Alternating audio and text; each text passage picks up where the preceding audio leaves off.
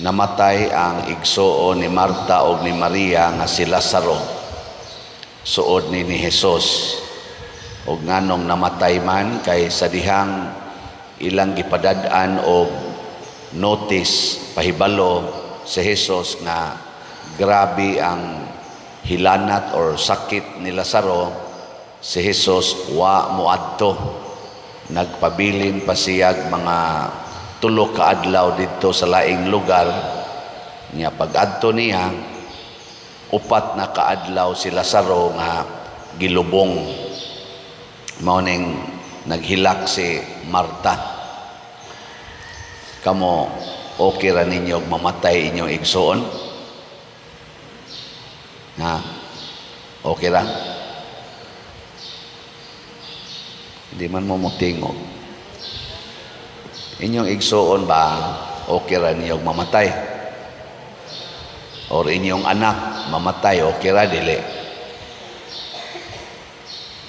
Unsa man mo mga patay mo di man mo mutingog. Kamong mga asawa okay ra ninyo mamatay inyong bana? Ha? Kamong mga bana okay ra ninyo mamatay inyong asawa? Aw kamo mga parishioner okay ra ninyo mamatay ning nagwali ron? Unsa wa mo itubag? Kamo no klaro jud kayo mo nga giharian mo siyawa. Ngano man di man ka maong mutubag. Matud pa ni Hesus, pangutan-on gani mo ingna gyud nga oo kun ang imong pasabot oo nya ingna sang dili kun imong pasabot dili. Way tunga-tunga kay kana kunong tunga-tunga sama anang di mutingog iya na nasiyawa. Sige atong usbon. Okay ra ninyo mga asawa nga mamatay inyong bana? Mayaw na uban okay ra. Kamong mga bana okay ra ninyo mamatay inyong asawa? Dugay nang okay pa der. Okay ra ninyo mamatay ming mga pare?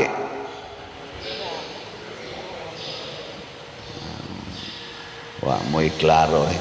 Kamong mga anak, okay ra ninyo mamatay inyong ginikanan? Ha? Ay lagi mugtubag og silence lagi.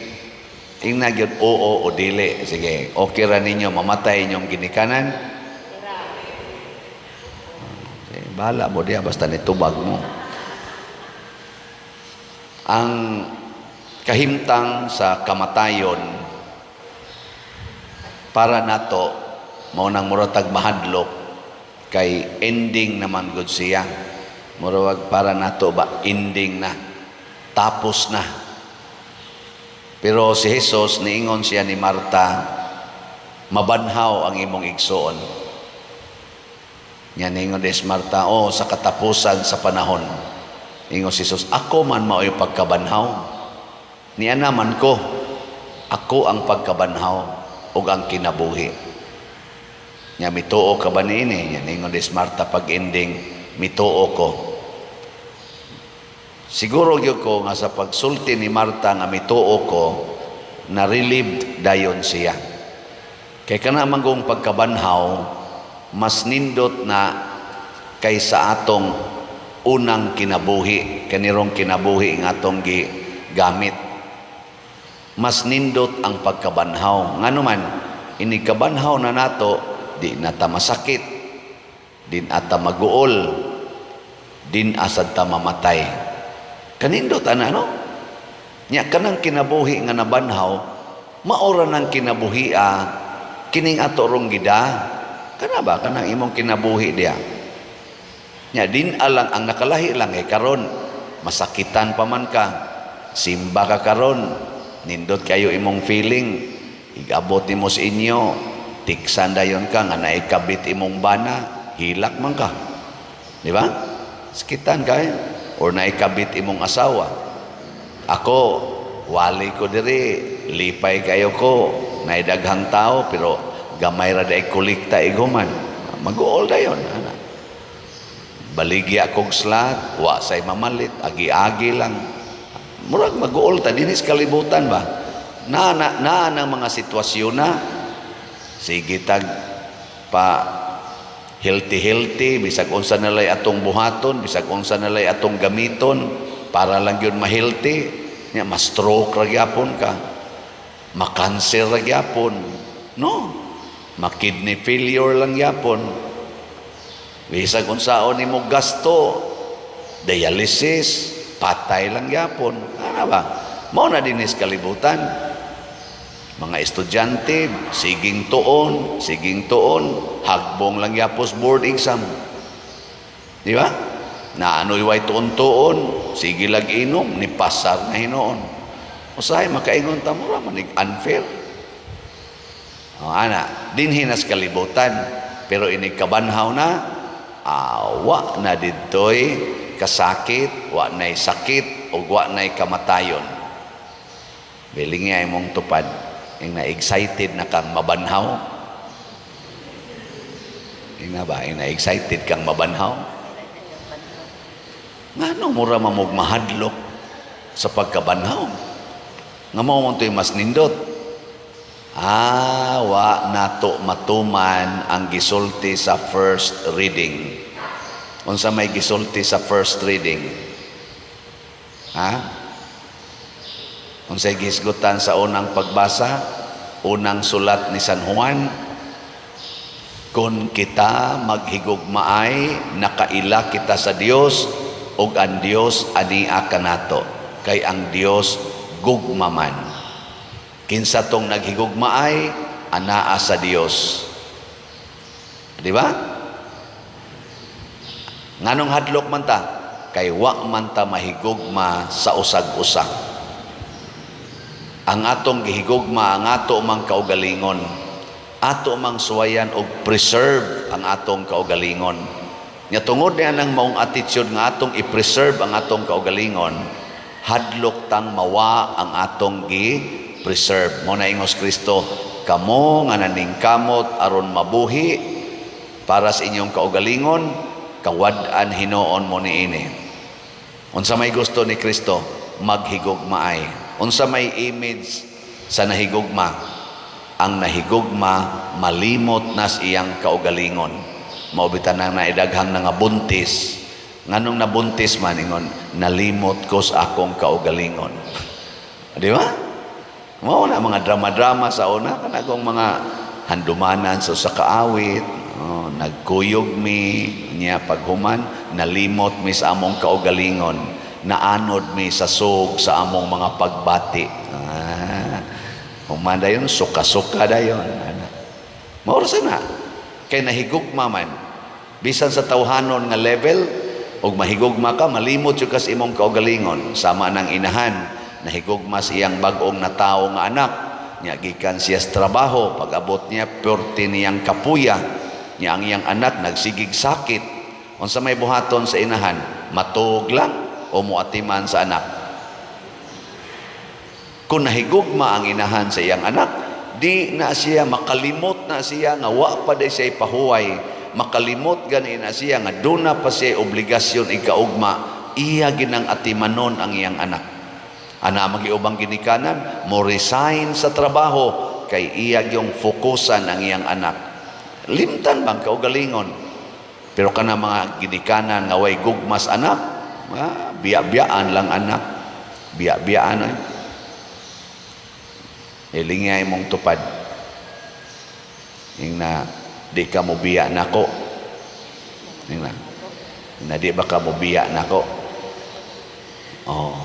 awa yung ka nga magdi ko mo biya nga di man ta kaubas balay, di man ta ang pasabot anang dili ta mo biya, kanabang dili ta mo hinanaw sa kahimtang sa atong igsoon.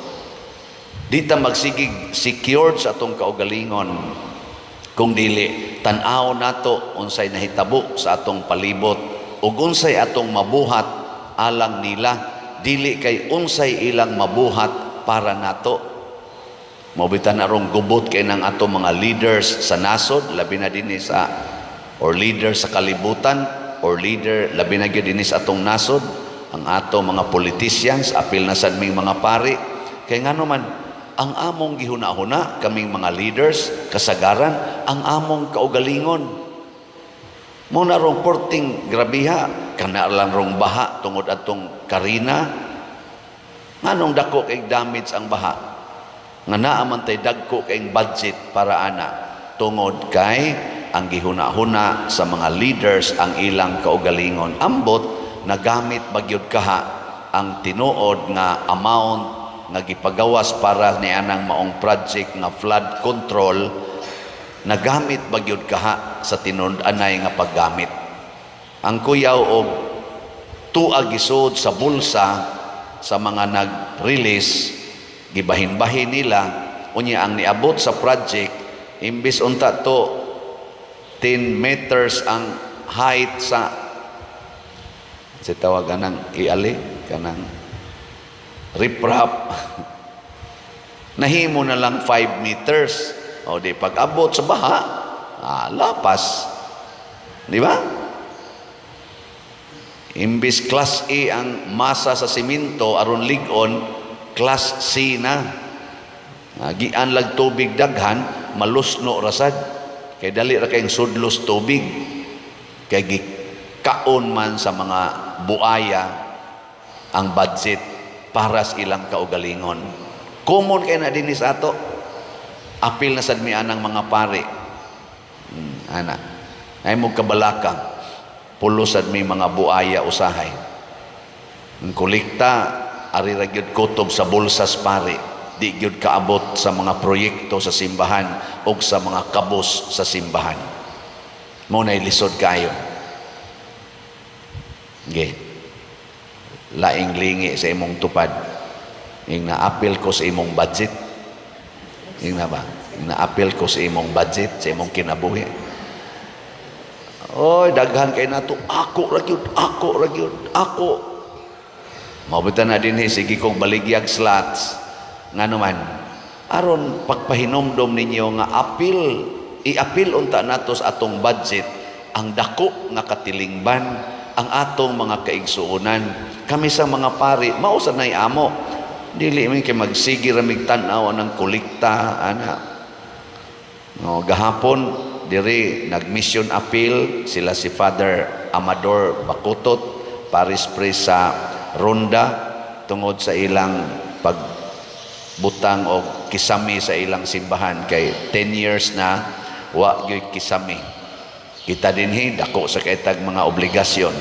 Pero sa ato sang paningkamot nga nanghatag tagahapon, mura pa ganitong na alkansi gamay kay nag-uwan man pagkahapon. Ang tulo na to kamisa sobra katunga, wa na may nanunga. Pero nakadawat pagid sila, nakada pagid sila mga 203,000. Di ba? So atong pakpakan, lipay kaayo sila na nilakaw nga nagdag 203,000 gikan diri nato. Lisod na kay na usa ka adlaw makadawa kag 203,000 para sa project gikan sa atong hinay-hinay hog dito sa atong special collection. Di man na nako tawgon og second collection, wa man ta na dinhi anang second collection, ang ato special love offering. Special love offering. Kapobre na to dinhi, wa pa man ganin mahurot ato mga slots, pero naatay pagpakighiusa sa laing mga parokya nga mas nagkinahanglan pa kay kanato. Kana nindot kay nang expression kun ingon ana patanan mga Filipinos dinhi sa atong nasod, atong mga politicians ug mga kaparian, mga leader, mga pastors, leader sa lain-laing mga grupo naa anang huna-hunaa nga para gyud sa kaayuhan sa tanan, di ta magsigig away oy, di ta magsigig lalis anang panahon sa eleksyon, di ta magpinatyanay panahos eleksyon, no?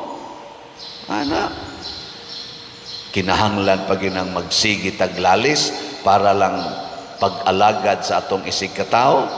Mabutan na akong giingon, kinahanglan pa ginang awayan ang pag-alagad sa atong katilingban. Ay baha sa Manila ay Aw ngadto sa Luzon, kinahanglan pa ta mag-away aron pag-ayo anang mga balay karon dihang nangaigo anang lunok. Mag-away pa gyud ang mga politicians, way mga batasan. Di ba? Saman. Mao na ang pagkabanhaw di ay bunga sa paghigugma ay ma-excited ratas pagkabanhaw kung kita niining kinabuhia naghigugma ay sa tinud-anay nga paghigugma kanabang malimot kas imong kaugalingon aron mo higugma kas imong silingan. Unsa titubag nato sa Salmo?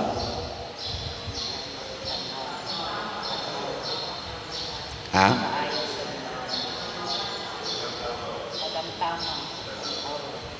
Magkay kumuto na yung giyaw-yaw kay murag wa may klaro. Tagamtama ug tan-awa ang kaayo sa Ginoo. Asa nato makita, asa nato matagamtam sa mga taong naghigugmaay. Sige, katapusang lingi sa imong tupad. Ingna patilaw ako sa imong gugma bi. Ingna napatilaw ako sa imong gugma. Oy, daghan na kayrong wa katilaw sa gugma sa silingan, daghan na sang asawa wa nakatilaw sa gugmas bana or bana wa nakatilaw sa gugmas asawa, daghan na sang mga ginikanan nga wa katilaw sa gugmas ilang mga anak kay tuan na las computer o mga gadgets, daghan sang mga anak nga wa nakatilaw sa gugmas ilang ginikanan. Pangutana, nakatilaw pa mo sa gugma sa inyong parish priest? Ako, wa pa kay ko katilaw sa inyong gugma kay naapay slot nga nahibilin. Og mahurot ni ninyong palit, awa na. Murag makaingon ako, wala na akong hahanapin pa. So, palit mo ha, patilaw ako sa inyong gugma. Palit mong slots. Wa pala ko'y update karon to nung tingbon ini ka kuan sunod adlaw. Manindog ta.